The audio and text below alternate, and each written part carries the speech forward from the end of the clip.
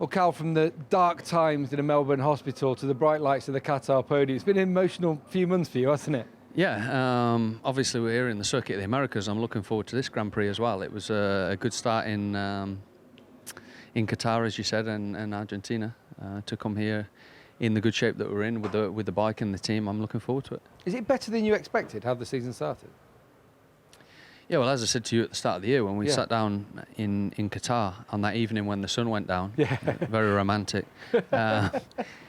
It was a shock to be able to be riding. You know, in Malaysia I was able to ride to a good level. In the Qatar test I was not going very well. But then the race weekend went very well. To take a podium there and be strong in Argentina, it shows that we can be strong. But I didn't know whether I was going to be last or first. I had no idea. Just because of the limited time that I had on the bike. I missed them 2 tests at the end of last year. I missed the last 3 rounds of last year. So I had no idea, but it's good to be feeling good on the bike. It's good that the team are working in a good way, and Honda have done a good job with the engine this year on the bike. Yeah, so what changed from that test when you say you were a little bit down on your chances maybe to be able to be on the podium in Qatar? Was it something with you? Was it something with the bike? I think a bit of both. I think that I had to study where I was not so strong and improve, and I think I did that in the race. But the main problem was at the test is we were not riding the bike. We were riding a lot of different bikes, a lot of stuff that we're not racing. I did maybe 10 laps of the whole 3-day test on what I was racing.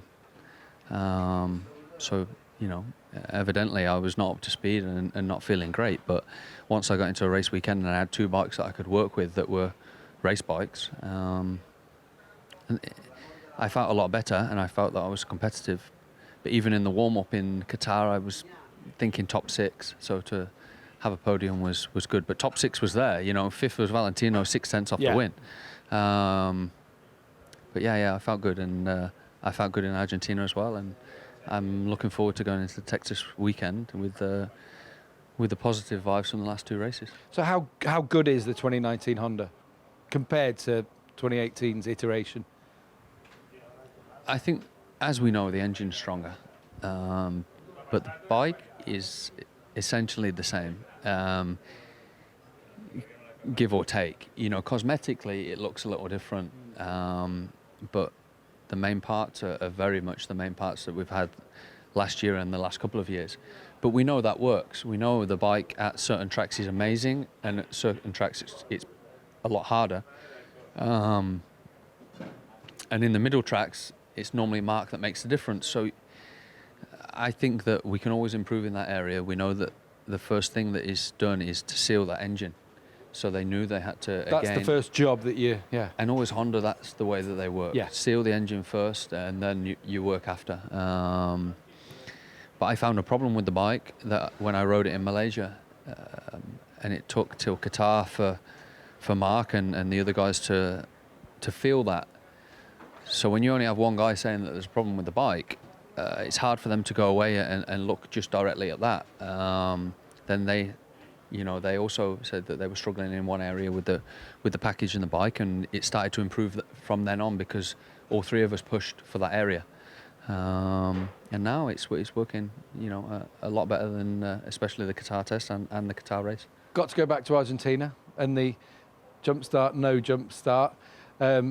We've all seen the images. Finally, we got to see them on Sunday night, and technically, we all know it was a jump start. But is it something you'll be bringing up in the Rider Safety Commission to change that rule in some form, whether it's a shorter penalty or a different kind of rule? Is it something that you'll be speaking to the other riders and the officials about?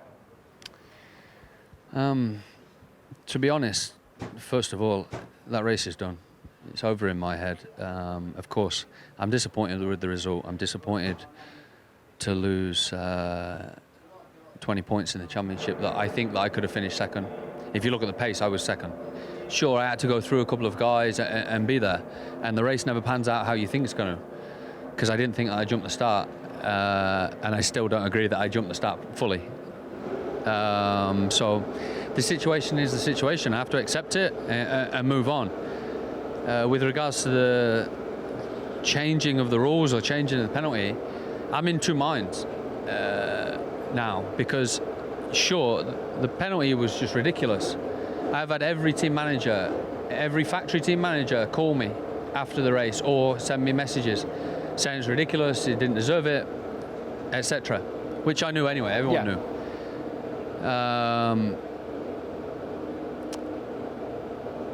But now, if somebody jumps the start and fully jumps the start, then they're not going to get the same penalty as me. So, do I want it changed? I don't know, you know. I'm obviously always in a situation now that I think, oh, that guy's jumped the start, he's allowed to go 2 places back or around the ride through the long loop lap, but no ride through, where I lost 27 seconds or something like that in coming in the pit. So I don't know. I'm always. I'm not going to bring it up in the safety commission simply because I probably won't be going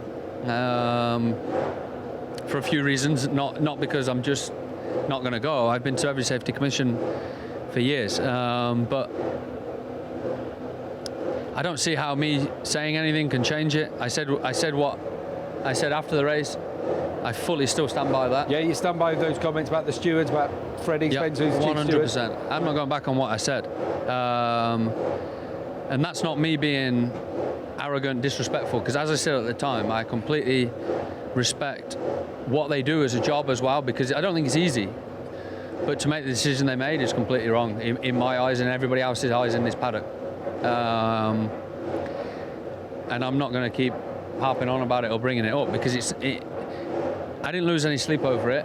I was angry and annoyed, of course, after the race, which you would be if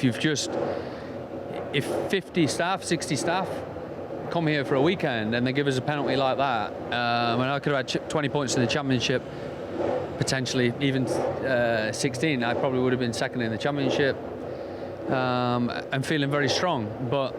And it's big for a private team, isn't it? A podium. It's massive for Lucho and his sponsors and that kind of thing. You know, obviously I'm backed by HRC and I ride for HRC, but they put a lot of effort in. You know, we put in just as much, if not more effort than the factory guys a lot of the time. So I found more for them than what I actually did for me. I thought it was just ridiculous, you know, as did 99.5% of people that I spoke to or have met or you know, that's told me about what they think happened or whatever. Yes, the punishment didn't fit the crime. We know that, and but it's not for me to decide. I jumped the start. I was moving, but I never released the clutch. I was rolling on my foot, as I said at the time. Yeah. Maybe a little bit off balance. You know, no excuse. No excuse. I still don't agree I jumped the start. I agree that I was moving. But, you know, at the end of the day, the argument was the argument with whether I did or whether I didn't. But I don't intend to do it again, and I intend to have a good race here in Circuit of the Americas. We have to move on from it. In the end of the day, it's done. And I'm looking forward to hopefully not jumping the start this weekend and having a good result. Yeah, don't do a Jorge Lorenzo, will you? On this but that Gav, brings me to the point. Jorge set off 5 seconds in front of everyone else, and he had the same penalty as me. So, you know, it's not will the rule change? I don't know. I don't really know. Not a simple rule can fix it all. No, and it's not an easy thing. So I fully respect them with their decisions, because it's not an easy thing to manage, I don't think. Moving on, Austin. The Honda goes well here, we know Marc Marquez. You've not always had the best of luck here. So how do you beat Marc Marquez in Austin? I have no idea, because I haven't beat him in Austin, nor has anyone else. So how are you going to go about doing that? We'll try our best first and foremost. As I said, the bike's working well, the team's working well. I don't think it'll be easy to beat any of the top 6 guys here, let alone Marc Marquez. I have a sector of the circuit that I'm not fantastic at, and I need to improve. And where's that? I can't tell you, because this will probably air before the race, and I don't want the competitors to have any advantage. No, I need to improve in one area, and I believe that we can, and I will try my best to, also with my riding and the bike setup, to be able to do that this weekend. Do you enjoy the track though? Do you enjoy racing here? You love America. I know you've got a house over in California. You love this part of the world, don't you? Yeah, I love America, but I have the house in California. It seems that every rider loves America as well, because they've all stayed out after the thing. The thing that is quite funny though, you know, obviously I just go cycling all week. I enjoy my time here.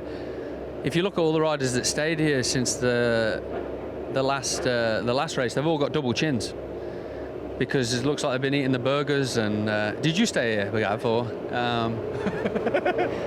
No, I like racing. I like riding here. It's one of the best circuits in the world, but the condition of the track is really bad now. In 2013, I left this track saying it was the best circuit I'd ever ridden, and now it's one of the most difficult, because it's so difficult with regards to the bumps and managing the situation because of the tarmac and the abrasiveness of it. And they've tried to remedy it this year, haven't they? Obviously you won't know till you're out there. They've tried to plane it again, but do you feel it's something that it almost needs to be completely relaid because of the surface underneath? I think it does, but I'm not the one paying the bill to do it. And of course we're always going to say, I think Formula One has a lot less effect on them and the cars, and they enjoy it. We obviously don't enjoy it because the bike's out of control. It's good fun. It's good fun. We get great support here in America. I know it's a massive place, and it looks like there's not a lot of fans, but we know there's a lot of fans. So yeah, we'll give our all Saturday and Sunday. And just finally, you missed out on the podium last time, which probably was due. In terms of your lap times, it looked like you'd have been clear in second. Will you be back on it on Sunday?